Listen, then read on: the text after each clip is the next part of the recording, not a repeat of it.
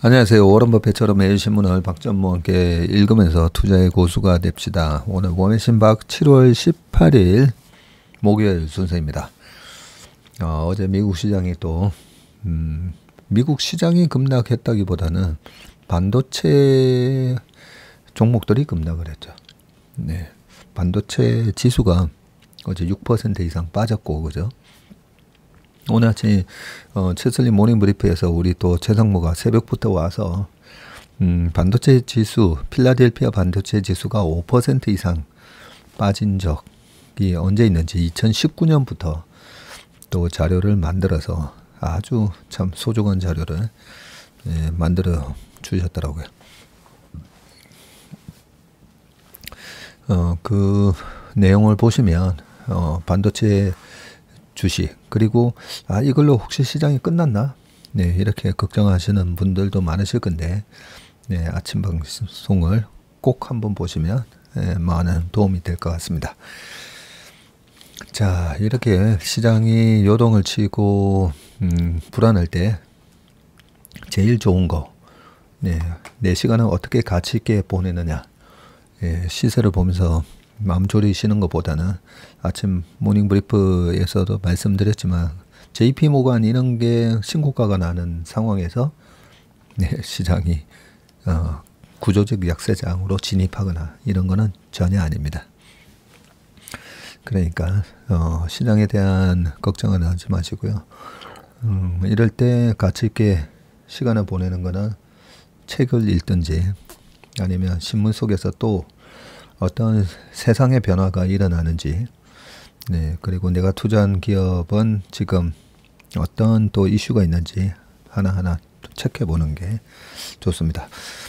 어제 부통령 후보 JD 벤스의 저서 힐빌리의 노래라고 돼 있어서 여기에 어떤 내용이 들어가 있나 궁금했었는데, 우리 아카시아 128로 지금 아카시아라는 아이디를 쓰시는 분이 또 이렇게 잘 정리를 해서 올려놓으셨습니다. 자, 힐빌리의 노래 메인 테마가 벤스가, 이 부통령 JD 벤스가 꼬박 2주를 일한 아르바이트 급료라고 해봤자 스테이크를 겨우 먹을 적은 액수였지만, 이웃집 마약 중독자는 정부의 실업수당으로 아무 노동도 안 하면서 2주에 한 번씩 꼬박꼬박 스테이크를 사 먹더라는 것. 앞집에서 놀고 먹던 흑인 여성은 정부가 준 푸드 스탬프로 산 탄산음료 2박스를 들고 와서는 싸게 줄 테니 현금을 달라고 하더라는 것. 야, 이 정부 지원용으로 이 푸드 스탬프로 산 탄산 음료를 다시 그걸 갖다가 되팔아서 현금을 마련하려고 했다는 거군요. 자, 저자인 벤스는 말한다. 정부의 복지 제도에 기대 놀고 먹는 사람들이 사회를 비난한다. 우리같이 열심히 일하는 사람들은 매일 일터로 나간다고 그들에게 왜 그렇게 열심히 사냐고 조롱받고 있다. 지금 우리나라가 가고 있는 꼬라지랑 같네요. 네, 트럼프 파이트, 공화당 파이트. 트럼프가 이번에 파이트 해놓으니까 네, 그렇게 적어 놓으셨군요. 그리고 또 다른 분은 거기에 대한 답글로 벤스가 우리나라 기본소득 기본 시리즈 들으면 기절하겠네라고 적어 놓으셨습니다. 항상 이 자본주의 사회에서는 이 양극화가 심해질 수밖에 없고, 그죠? 미국이 저렇게 굴러가는 이유가 이 상위 1%가 전체 자산의 50%를 차지하고 있지만, 이 상위 1%가 워런 버핏도 그렇고 빌 게이츠도 그렇고 이 사회의 저소득층을 위해서 기부를 많이 하잖아요. 그게 굉장히 중요합니다.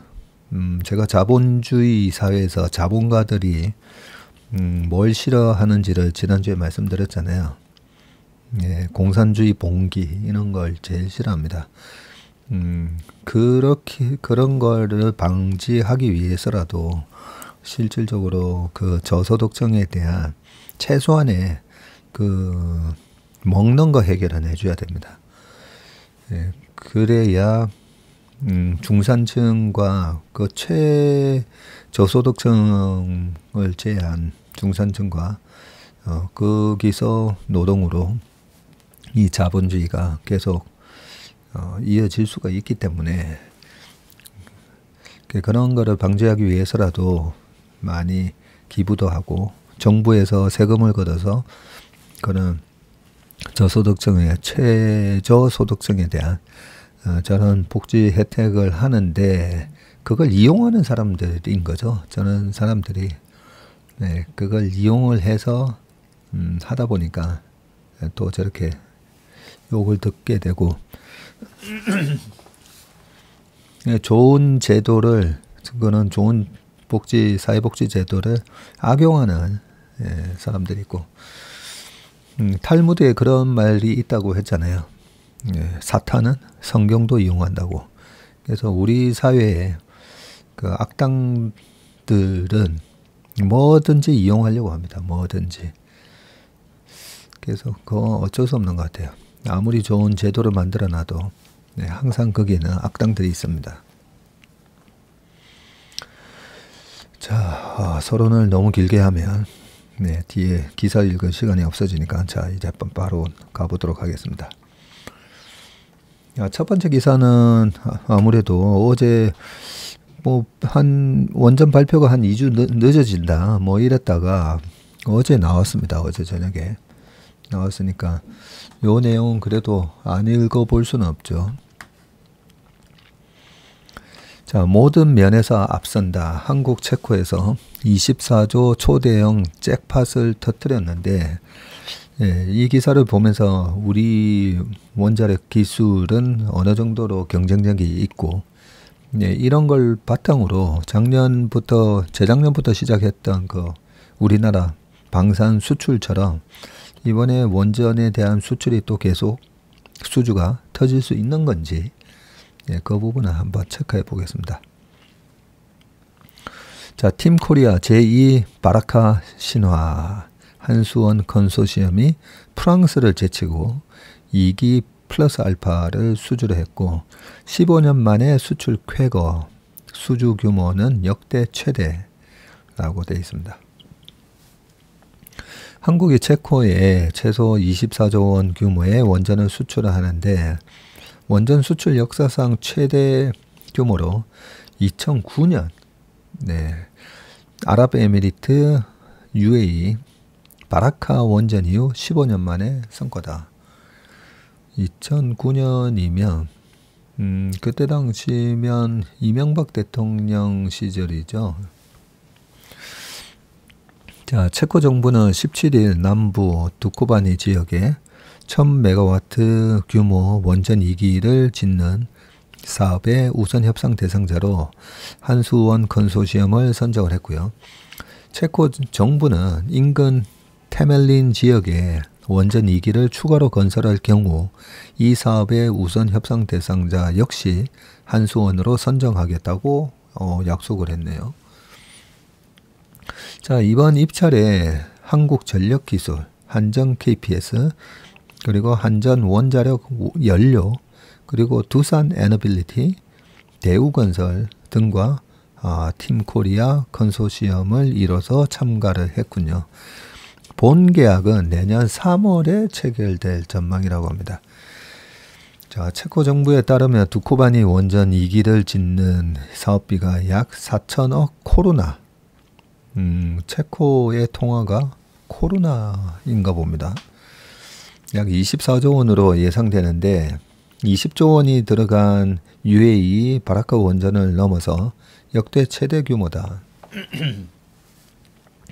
테멜린 지역의 원전 2기 건설 계약까지 추가로 따내면 총 사업비는 40조에서 50조까지도 불어날 전망이고요. 두코바니 원전 사업은 체코 역사상 최대 투자 프로젝트인데 22년 3월 이후 2년 넘게 진행된 수주 경쟁은 한수원과 프랑스 전력공사 EDF의 2파전으로 치러졌군요. 야, 프랑스랑 붙어가지고 이겼군요. 야, 축구도 프랑스랑 붙어가지고 한번 이기면 좋겠네요. 옛날에 2002 월드컵을 앞두고 히딩크 감독이 그때 프랑스 데리고 오지 않았었나요? 프랑스 데리고 와서 경기 한번 했던 걸로 기억하는데 그때 네. 한 번은 5대0으로 진 적이 있었었는데 그게 프랑스였나요? 어디였나요? 아유 옆길로 새만 안 냈는데 계속 좀 읽어보겠습니다. 페트로 피알라 체코 총리는 이날 기자회견에서 한국의 입찰이 모든 평가 기준에서 더 우수했다고 밝혔고요. 체코 정부는 저렴한 건설 단가와 적기 시공 이력 측면에서 한국 컨소시엄을 높이 평가한 것으로 알려졌다. 여기에 우리의 경쟁력이 나온다, 그죠? 저렴한 건설 단가와 그리고 적기에 시공하는 이력을 봤을 때 그 한국 컨소시엄을 높이 평가했다고 합니다.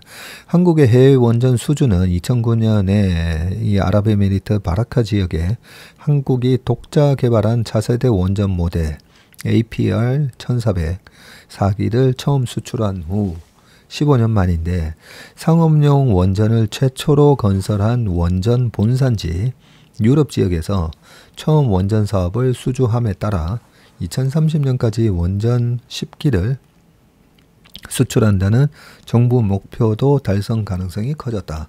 정부는 22년 폴란드와도 신규 원전 건설을 위한 협력 의향서 LOI를 체결했고요. 정부는 아랍에미리트와 네덜란드, 영국, 튀르키예 등 국가에서도 추가 수주를 기대하고 있답니다. 추가로 또 터질 게 있나 보네요. 자, 윤 대통령은 이날 체코 원전 수주 소식에 세계 최고의 대한민국 원전 산업 경쟁력이 세계 시장에서 다시 한번 인정받게 됐다면서 팀 코리아 정신으로 최종 계약을 위해 최선을 다해달라고 당부를 하셨네요. 우리나라가 24조 원 규모의 이 체코 원전 사업 수주전에 승리하면서 2009년 이후 15년 만에 원전 수출국으로 복귀를 했고 문재인 정부의 탈원전 정책으로부터 돌아선 지 2년 만이다 라고 되어 있습니다. 정부의 2030년까지 원전 10기 수출 목표에도 한 걸음 다가섰다는 분석이고요. 프랑스 전력공사하고의 2파전으로 치러졌는데 전문가들은 우리나라가 원전 대국 프랑스를 제친 비결을 가성비로 요약을 했고요. 이번 수주전에 체코 정부의 가장 강조한 부분이 on time, on budget. 정해진 예산으로 정해진 시기에 완공하겠다. on time, on budget. 네. 자, 2009년 한국은 아랍에미리트 이 바라카에 한국형 차세대 원전 4기를 짓는 공사를 수주했고 2011년 착공한 한국은 3년 만에 2014년에 1호기 설치를 완료했었군요. 다른 나라들은 대형 원전 1기를 짓는데 6에서 10년 걸린다고 합니다. 한수원 컨소시엄은 납기를 칼같이 맞춘다는 장점을 강조하기 위해서 체코 원전 입찰 서류를 마감일 하루 전에 제출했고요. 사막이라는 가혹한 조건에서도 약속한 납기와 예산을 맞춘 경쟁력을 체코 정부가 높이 샀다고 말을 했다. 네, 우리가 1970년도에는 중동 건설 붐이 있었잖아요. 그때 뭐 우리나라의 동아건설뿐만 아니라 많이 나가가지고 70년 되면 73년 4년 그때 1차 오일쇼크 또 79년대 2차 오일쇼크 유가가 급등하면서 이 중동의 산유국들은 돈이 뭐 펑펑 쏟아져서 들어오는 국면이었고, 그때 그런 뭐 여러 가지 인프라 건설을 투자를 할 때, 그때도 우리나라 건설사들이 가가지고 참 많은 달러를 벌어 오고요. 그때 이 중동 건설 노동자로 저희 아버지 삼촌 세대분들이 가셔가지고 참 많이 고생하시면서 달러를 벌어왔던 걸로 알고 있습니다. 그러니까 우리는 이렇게 3년 만에 그 중동 사막 지역에서도 3년 만에 1호기를 그때 설치를 했었군요. 자, 가격인데 프랑스의 반값도 안 되는 저렴한 가격도 승리 비결인데, 21년 세계 원자력 협회에 따르면 한국의 원전 건설 단가는 킬로와트당 3,571달러로 프랑스는 7,931달러, 2배가 넘네요. 2배가. 미국은 5,833달러 등 경쟁국의 절반 수준에 불과했고요. 체코 원전 수주에도 한수원은 프랑스보다 훨씬 저렴한 단가를 제시한 것으로 알려졌다. 이거 잘못하면 너무 저가 수주되는 거 아닙니까? 자, 반면에 EDF는 높은 건설 단가와 납기 지연으로 악명이 높았다고 합니다. 이 프랑스 업체는. EDF가 핀란드에 지은 올킬루 오토 3호기는 기술적 결함이 발견되는 바람에 예정보다 13년 늦게 전력을 생산했고요. 13년이나 늦게. 계획이 틀어지면서 건설 예산도 처음 제시한 가격의 3배인 110억 유로, 약 16조 5,600억 원으로 불어났었고, 이 때문에 원전을 주문한 핀란드 원자력 회사 테오리수든 보이마는 EDF와 소송전을 벌였고요. 프랑스가 인접한 EU 회원국이라는 이점을 살려서 체코에다가 방산협력 등 다양한 당근을 제시하고도 한국에 진 이유다. 질만하네요. 네. 성태현 대통령실 정책실장은 50여 년간 축적된 한국 원전이 세계 최고 수준의 경쟁력을 가지고 있음을 유럽에서 인정받았다고 평가를 했고요. 자, 폴란드, 영국 등 연쇄 수주 가능성도 있다는데, 유럽은 세계 최초로 상업용 원전을 가동한 원전의 본산지입니다. 유럽 시장에 처음 한국형 원전을 수출함에 따라서 2030년까지 원전 10기를 수출한다는 윤 정부의 국정 목표에도 청신호가 켜졌고요.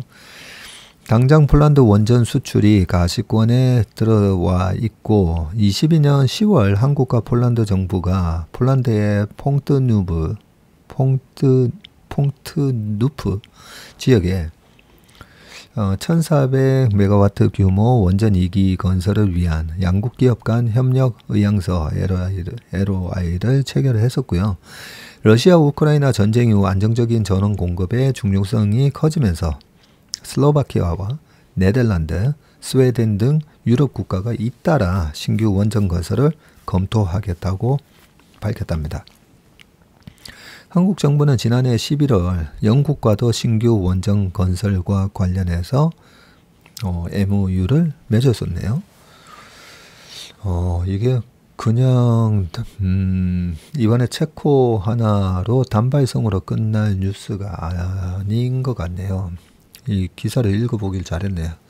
보통 이렇게 기사가 나오면 그 전에 요 체코 원전 수주 가능성 때문에 올랐던 주가도 오늘 뭐 어떻게 됐는지 모르겠지만, 보통 이런 날은 시초가가 위에 빵 떴다가 음봉으로 나는 경우가 많은데, 왜냐면 전혀 우리가 모르다가 이런 게 터졌어 하면 올라가서 추가적으로 더 양봉이 나기도 하는데, 갭상승 이후에 그동안에 계속 이거 이번에 나올 겁니다. 그 다음에 저희 댓글에도 그런 거 있었거든요. 아침 모닝브리프 때 체코 원전 수주가 이번 주에 있는데 나오면 어떻게 될까요?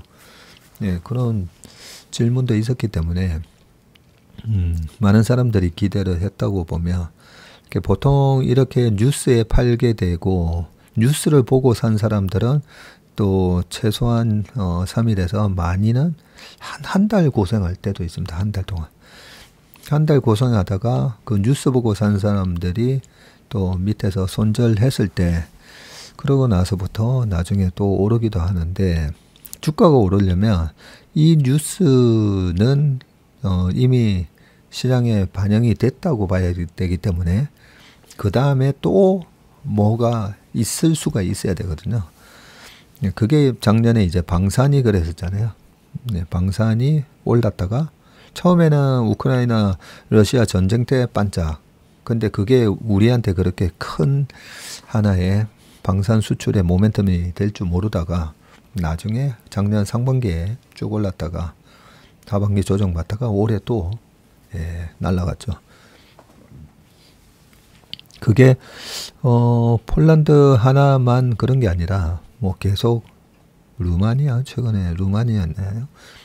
계속 이렇게 각국의 방위비 증액으로 인한 뭐 똑같지 않습니까? 한국 무기에 대한 것도 우리가 공부를 해봤더니 가성비 그 다음에 적기 생산이었잖아요. 네. 그래서 이번에 원전 케이스는 이번에 방산주 움직인 거랑 거의 좀 비슷하게 움직일 가능성이 있지 않을까 싶습니다. 이게 B2C 비즈니스가 아니고 결국 약간 B2G 가보면 이 B2G 비즈니스다 보니까 약간 좀 답답합니다. 이게 뭔가 그 추후 이렇게 터질 모멘텀 수주를 예측하기가 힘들잖아요. 힘든데 이번에 왜 이렇게 수주를 땄을까에 있어서 가성비랑 적기 생산. 근데 프랑스가 되게 강한 경쟁력을 가져. 프랑스는 보면 원전 발전 비중이 뭐 독일 이런 데에 비해서 압도적으로 높잖아요. 원전 강국인데 이 프랑스가 7,900달러. 네, 근데 우리는 3,500달러. 엄청난 가격 경쟁력을 가지고 있고 또 하나가 이 납기 지연으로 악명이 높았다 하잖아요. 프랑스가. 근데 프랑스 사람들 이래 만나보면 굉장히 굉장히 여유가 있습니다. 예, 제가 굉장히 이제 좀 낙천적이고 그런데 이 프랑스 사람들 보면 점심을 한 2시간 먹는다 그러잖아요. 2시간이 뭡니까? 한 3시간 먹는다는 얘기도 있습니다. 그래서 뭔가 이래 문제가 생겼을 때 우리나라는 문제가 생기면 빨리빨리 이거 잘 하잖아요. 이런 사례가 핀란드 사례가 상당히 발목을 잡겠네요. 보니까. 자, 그런 큰 숙제가 하나 생겼네요. 앞으로 한 3개월 동안에는 원전이 과거 방산하고 비교해서 또 어떤 수출 모멘텀이 이어지고 원전의 또 주도주는 또 뭐가 되는지 등등 과거 2009년 케이스도 또 한번 공부해 봐야 되죠. 그죠? 2009년에 그런 원전에 대한 설계를 하는 곳이 있고 유지보수하는 회사가 있고 네, 등등 해가지고 그걸 또 이제 아까 현대건설이었나요? 대우건설이 들어갔었죠. 이번에 컨소시엄에. 그러면 건설사들은 또 주가가 원전은 이제 건설해주는 시공사는 또 주가가 어땠는지 예, 이런 거를 공부를 좀 해봐야 될 것 같습니다. 자, 두 번째 기사입니다. 트럼프 11월 전 금리 인하인데 요 얘기 때문에 어제 주가가 좀 많이 빠졌다라고 외신에서 많이 얘기합니다. 한번 읽어보겠습니다.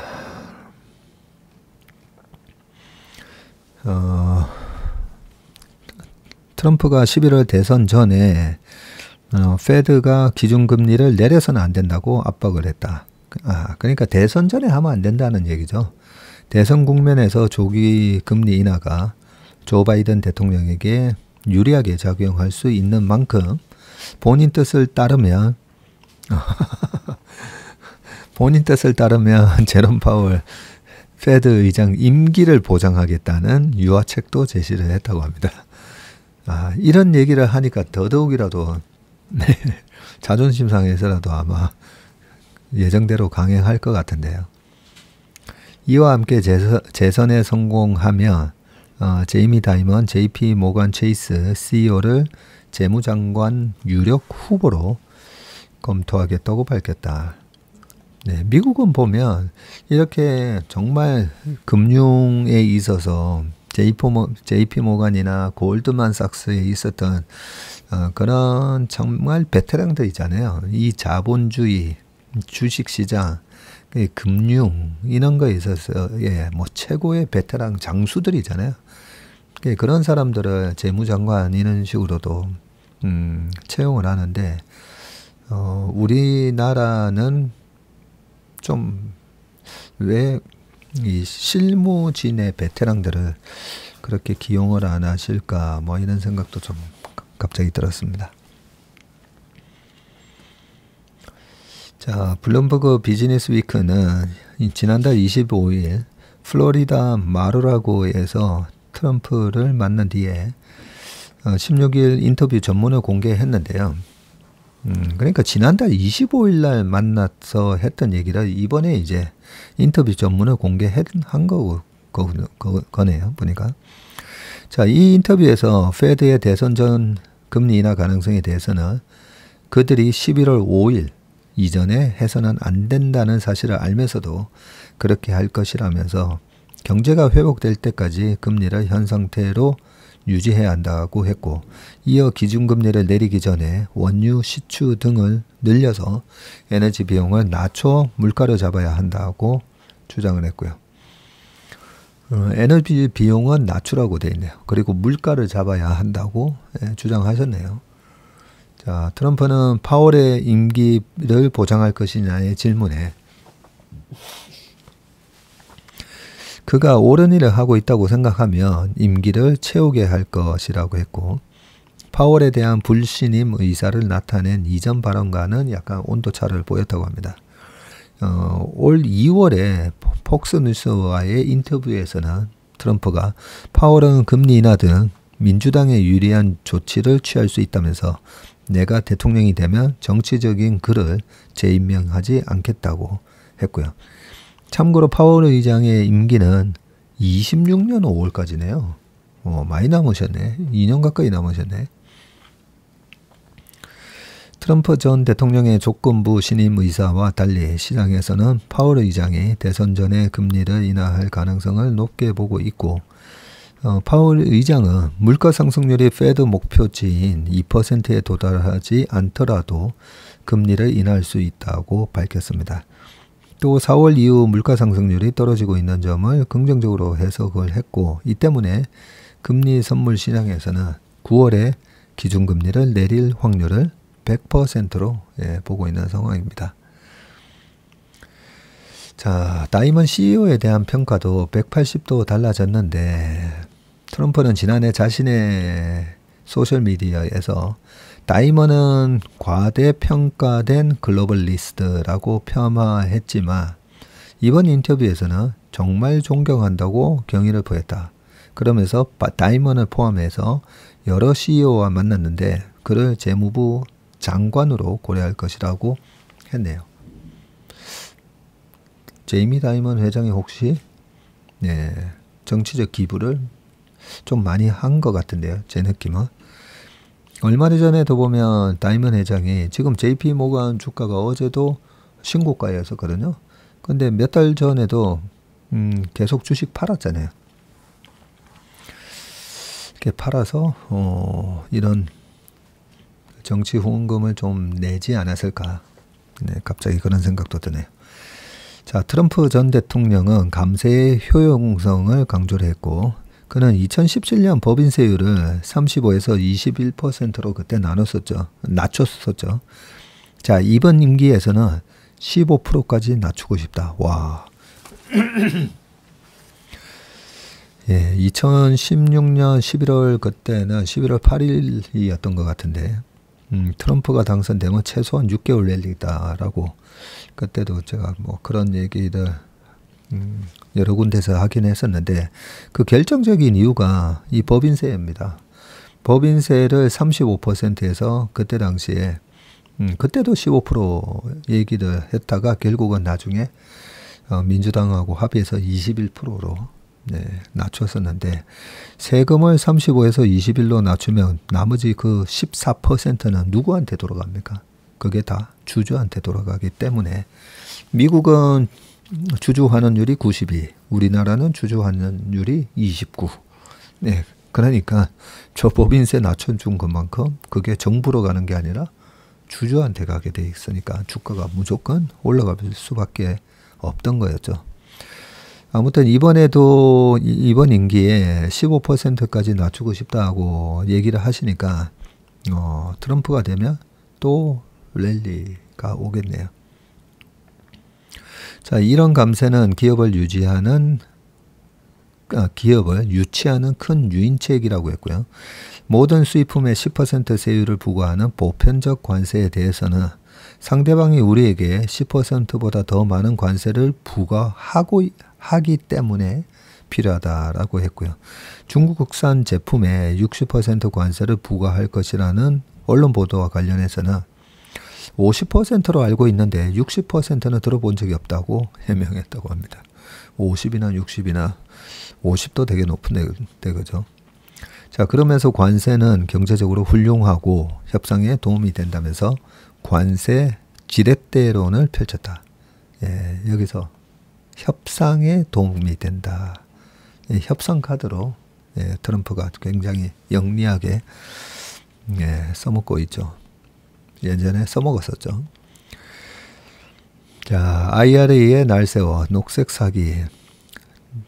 트럼프는 또 바이든 행정부는 누구도 제대로 알지 못하는 엄청난 보조금을 주고 있다고 지적하면서 이 인플레이션 감축법을 폐기할 계획이냐는 질문에 즉답하지 않으면서 IRA는 인플레이션을 높였다고 깎아내렸습니다. 트럼프답지 않네요. 바로 즉답하면서 무조건 내가 당선되는 첫날 폐기할 거다 이렇게 얘기해야 되는데 약간 한 발 물러섰네요. 자, 그러면서 IRA를 새로운 녹색 사기, 그린 스캠이라고 했고요.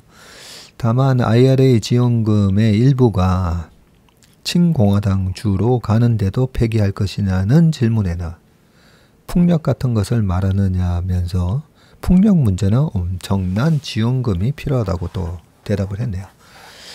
이 IRA에서도 봐가면서 하겠다라는 또 대답을 한 거네요. 워싱턴에서 정인설 특파원 기사였습니다. 네, 여기 표에 좀 돼 있는데요. 높아진 트럼프 당선 및 공화당 상하원 승리 가능성이라고 돼 있으면서 트럼프가 16.8로 빵 떴고요. 23년 9월에 비해서. 그리고 바이든은 9.8에서 4.3%로 당선 가능성이 낮아졌고 그리고 바이든 뒤집기 예고하는 트럼프 공약 한번 보겠습니다. 공약. 트럼프는 러우 전쟁 조기 종결하겠다. 환경에 있어서는 화석 연료 산업을 육성하겠다.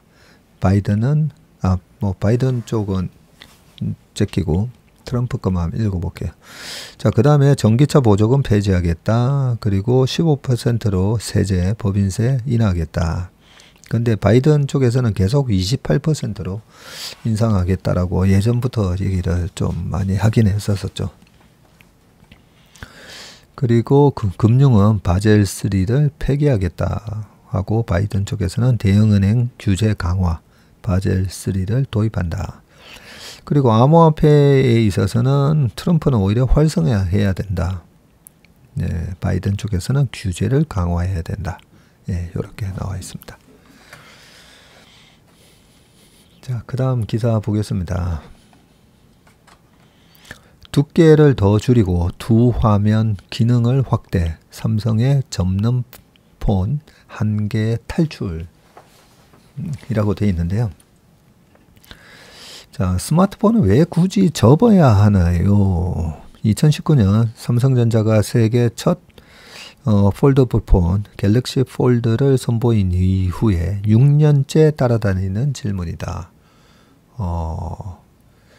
펼치면 큰 화면으로 콘텐츠를 즐길 수가 있고 접으면 작아진다고 강조하지만 너무 크고 무겁다는 불만은 잠재우지 못했다. 네, 저한테도 있죠. 무겁긴 무겁습니다. 보통 이게 전화기만 갖고 있으면 되는데 이 뒤에다가 또 이 그 케이스 씌워야 되잖아요. 이 케이스에다가 또 접었을 때 이렇게 뒤에다가 또 이렇게 딱 세워놓기 좋게 뭐 이런 거 저런 거 막 갖다 붙이다 보면 꽤 무겁습니다. 이걸로 운동해도 됩니다. 운동. 아무튼 너무 크고 무겁다는 불만이 있긴 했는데 전 세계 프리미엄 폰 중에서 13%에 불과한 폴더블 비중이 삼성의 고민을 말해준다. 전 세계 프리미엄 폰, 도매가 $600 이상의 프리미엄 폰에서 차지하는 비중이 현재는 13%군요.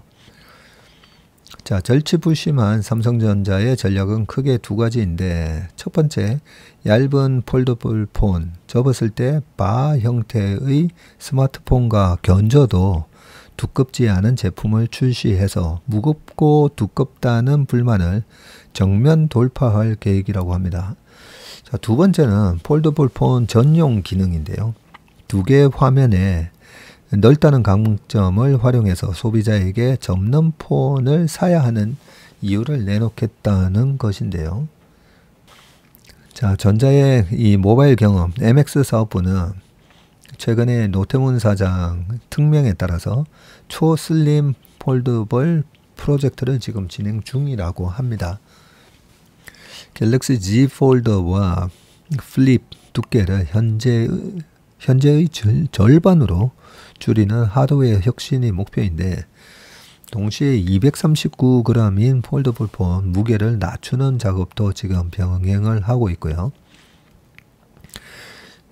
꾸준히 이 하드웨어 다이어트에 주력을 지금 하고 있는데 최대 17.1mm에 달하던 갤럭시 폴드 두께가 6년 만에 지금 12.1mm로 29%가량 얇아졌네요. 전문가들 사이에서는 크게 개선됐다는 의견이 나오기는 하지만 소비자 사이에서는 선뜻 손이 가지 않는다는 평가가 있습니다. 아이폰이라든지 갤럭시 S 등 바 형태의 폰보다는 무겁고 두꺼운데 2배 가격을 주고 사는 게 부담스럽다는 얘기이고요. 자, 폴더블 시장에 승부수를 던진 삼성전자 입장에서는 이 10mm가 넘는 두께는 반드시 풀어야 할 과제라면서 폴더블의 대중화를 결정할 핵심이 될 것이라는 얘기가 있고요.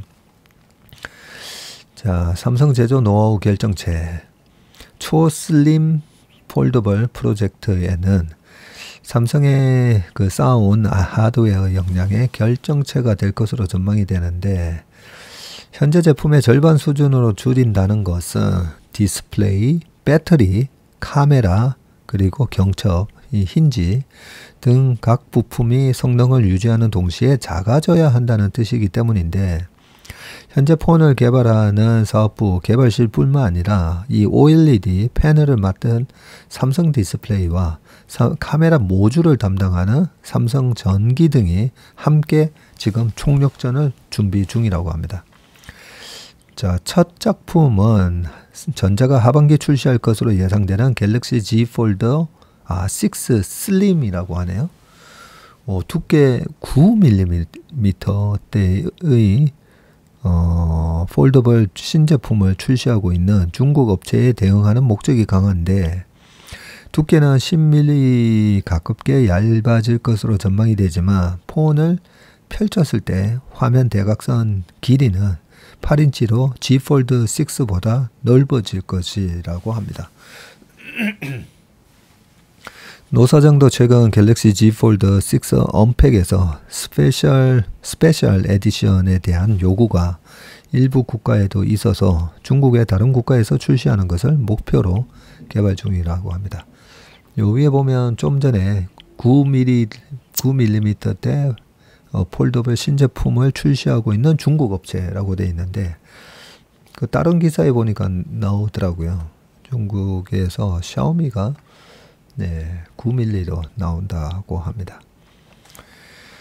자, 전자가 하드웨어 혁신과 동시에 진행 중인 건 폴더블 특화 기능과 콘텐츠를 강화하는 일인데, 화면이 넓고 디스플레이가 내외부에 있는 폴더블만의 강점을 극대화하는 데 초점이 맞춰져 있고요. 시작은 폴더블 전용 게임이라고 합니다.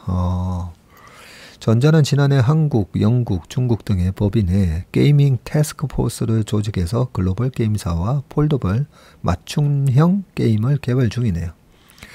AI와 폴더블 폰의 결합에 속도를 내고 있는데, 듀얼 화면으로 실시간 통역의 활용성을 극대화한 대화 모드 등이 대표적인 생성형 AI 적용 사례로 꼽힌다고 하고, 폴더블 전용 앱을 출시하기 위해 구글 같은 안드로이드 운영 업체 및 앱 개발사와도 협업 중인 것으로 알려져 있다고 합니다. 전자 관계자는 폴더블 폰은 10년 이상 계속 될 수 있는 메가 트렌드로 만드는 게 목표라며, R&D를 통해 폴더블의 강점을 하드웨어와 소프트웨어에서 구현하는 데 주력하겠다고 강조했습니다. 다른 기사보다 보니까 애플은 26년 폴더블 출시 예정이다라고 되어 있더라고요. 자, 그 다음 기사 보겠습니다. 단독 기사라고 되어 있고요. 실탄 확보에 나선 카카오 게임즈 2,800억 교환사채 발행 추진. 자, 교환사채, 전환사채. 그 주식 투자하시는 분들은 잘 보셔야 됩니다. 전환사채는 채권인데, 이걸 갖다가 나중에 주가가 날아가면 지금 발행 시점에 이 전환가로 주식으로 전환을 할 수 있는 권리를 전환사채 투자한테 주다 보니까 기존의 주주한테는 주주 가치가 훼손될 수가 있습니다. 물량이 늘어나니까. 그리고 기존의 주주는 떨어지면 떨어지는 대로 손해가 보는데, 전환사채 투자자는 주가가 떨어지면 나는 전환사채의 원금 플러스 이자만 받으면 되고, 주가가 올라가면 주식으로 전환해서 주식으로 팔아먹을 수도 있고, 굉장히 약간 좀 불리한데, 이런 전환사채를 발행을 하는 이유는 기존 그냥 다른 식의 자금 조달이 힘들 경우 전환사채를 발행하게 되고, 그래서 우량 기업이 전환사채 이런 거 발행하면 안 됩니다. 그러면 주주들한테 크게 신뢰를 하게 되는 거고, 한계 기업들이 어쩔 수 없이 자, 전환사채 이거 투자하면 나중에 주가 오르면 큰 수익을 볼 수 있을 거야 하면서 한계 기업들이 많이 발행하게 되고, 그래서 한계 기업이 더더욱 힘들어지죠. 그렇게 해서 자금 조달했는데 뭐가 제대로 안 되면 물량은 물량대로 주식 물량이 늘어날 수가 있고, 여러 가지로 더 주가가 박살나기도 합니다. 자, 그러면 이 교환사채는 내가 가지고 있는 자사주를 바탕으로 교환사채를 만들 수도 있고요. 내가 가지고 있는 다른 회사 주식으로도 교환사채를 발행할 수가 있거든요. 네, 한번 읽어보겠습니다. 자, 2,800억 규모 전환사채 EB라고 합니다. Exchangeable, 바꿀 수 있다고 해서 EB입니다. 이번 EB는 카카오 게임즈가 보유한 크래프톤 지분을 기초자산으로 삼아서 발행할 예정이네요. 그런 거면 이 카카오 게임즈 주주 가치를 훼손하는 이슈는 아니네요, 보니까. 자, 오는 8월 EB 발행을 위해서 기관 투자가를 대상으로 인수이사를 타진하고 있고요. 교환 대상은 카카오 게임즈가 보유한 크래프톤 지분 83만 주 정도, 지분율 1.72% 전량이라고 합니다. 지금 크래프톤 주가가 27만 원에 거래되고 있기 때문에 카카오 게임즈가 보유한 지분 가치는 약 2,300억 원이네요. 여기에다가 15에서 20%의 할증률을 적용해서 2,700억에서 2,800억 원을 조달하겠다는 계획입니다. 카카오게임즈는 2016년에 크래프톤 당시 블루홀에다가 50억 원을 투자해서 상환전환 우선주, 이거 상환전환 우선주도 전환사채랑 거의 똑같은 거라고 보시면 됩니다. 근데 전환사채 형태로 또 거의 똑같은데 왜 하나는 전환사채고 하나는 상환전환 우선주지? 네, 그게 재무제표에 부채로 잡히느냐, 뭐, 요 차이가 있습니다. 자, 상환전환 우선주, RCPS는 16만 6,666주를 매입을 했고요. 우선주, 뭐, 보통주 하면 주식이니까 자본으로 들어가잖아요. 근데 이 상환전환 우선주를 미국이나 이런 데서는 이것도 채권으로 봐야 된다, 부채로 봐야 된다, 뭐, 이렇게도 하긴 합니다. 자, 이후 보통주 전환 및 무상증자 등을 거쳐서 현재 지분율을 확보를 했고요. 약 8년 만에 지분 가치가 50배 이상 높아진 셈이다.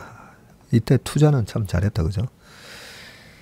카카오게임즈가 EB를 발행하는 건 이번이 처음인데 조달 자금은 우선 전환사채 및 차입금 상환에 쓰일 예정이다.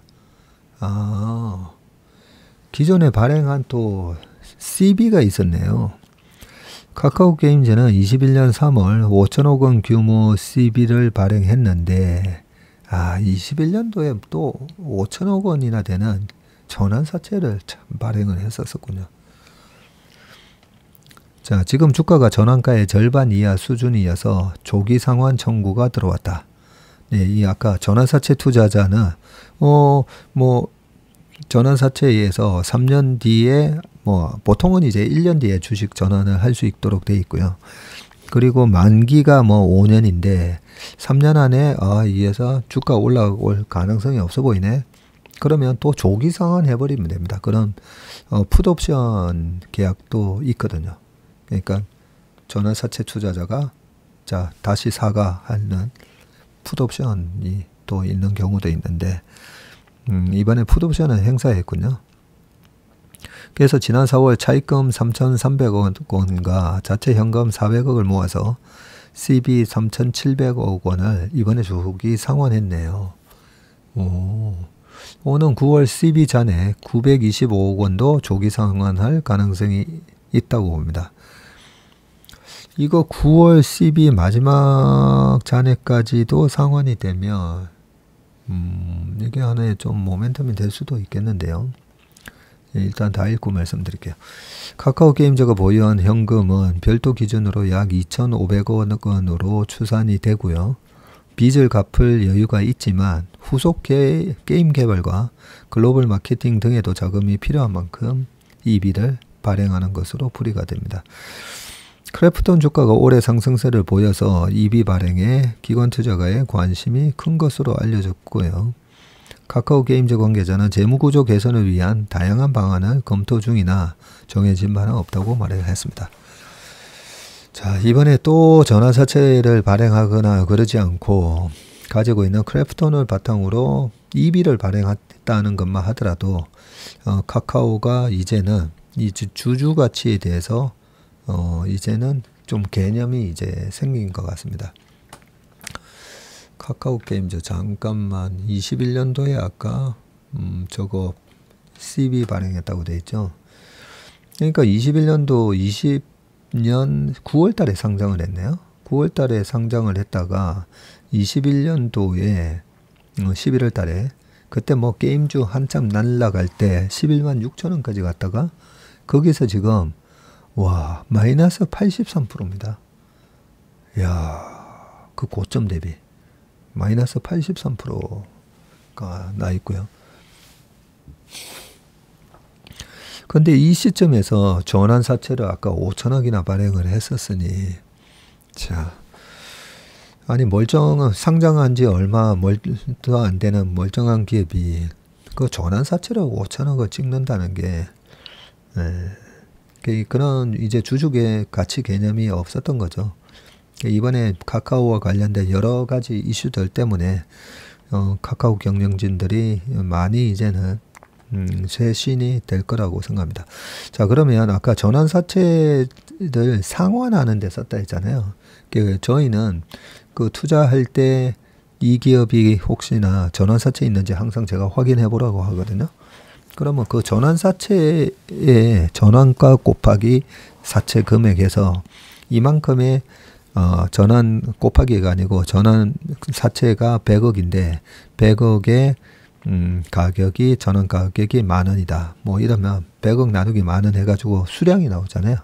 그 수량만큼을 전체 주식 수량에다가 더합니다. 더해야 실제 EPS가 퍼가 구해지는 거고요. 그걸 갖다가 이제 달루션이 된 희석화된 달루티드 EPS라고 나오죠. 네, 달루티드 EPS가 전환사채가 주식으로 전환될 것까지 다 감안을 해서 네, EPS, earning per share인데 쉐어 수가 늘어나는 거죠. 주식 수가. 그렇게 보는데 그 아직 상환되지 않은 전환사채가 있다는 말은 그만큼 주식 수가 늘 늘어날 수 있다라고 가정을 해서 이 diluted EPS로 저희가 계산을 하거든요. 근데 전환사채를 다 상환을 해버리면 이 diluted 된다라고 생각했던 게 확 줄어드니까. 아이고, 시간이 51분이 됐네요.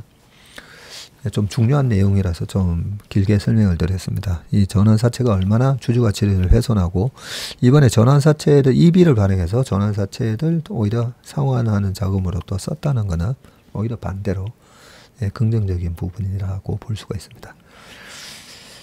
그 마지막 그 두 기사가 남아 있는데요. 기사만 읽어드리고 끝내겠습니다. 셀트리온 램시마가 유럽에서 압도적인 1위를 차지한 것으로 집계가 됐다고 합니다.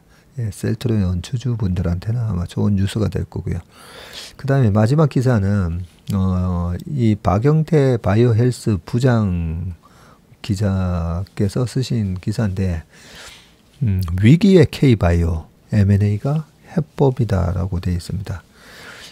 뭐 바이오 주식이 반짝반짝 또 많이 오르기도 했지만 참 바이오라고 해서 실망을 끼친 바이오도 많잖아요. 그래서 저도 이 관련 기사 한번 읽어보려고 가져왔습니다. 한번 읽어보시길 바라겠습니다. 네, 오늘 웜의 신박은 여기까지 하고요. 밖에 계속 비가 많이 오는데 비 피해 없으시길 바라겠습니다. 고맙습니다.